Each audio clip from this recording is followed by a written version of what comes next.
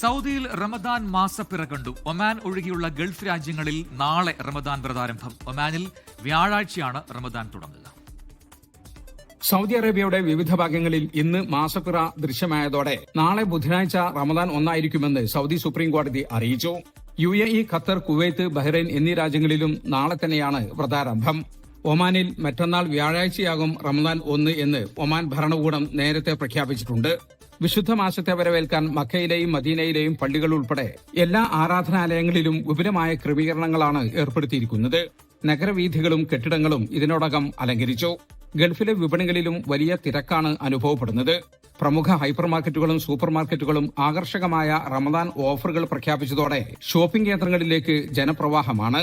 റമദാൻ പ്രമാണിച്ച് മിക്ക ഗൾഫ് രാജ്യങ്ങളിലും ജോലി സമയം കുറച്ചിട്ടുണ്ട്. സൗദി അറേബ്യയിൽ സർക്കാർ സ്വകാര്യ മേഖലകളിൽ 6 മണിക്കൂറാണ് പ്രവൃത്തി സമയം.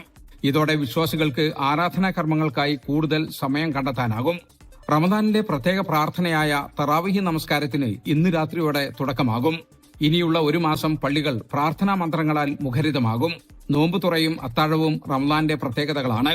ഹോട്ടലുകളിലും റെസ്റ്റോറന്റുകളിലും മൈതാനങ്ങളിലുമായി നടക്കുന്ന ഇഫ്താർ വിരുന്നുകൾ പ്രവാസികളുടെയും സുഹൃത്തുക്കളുടെയും സഹപ്രവർത്തകരുടെയുമെല്ലാം വലിയ സൌഹൃദ സംഗമങ്ങളായി മാറും.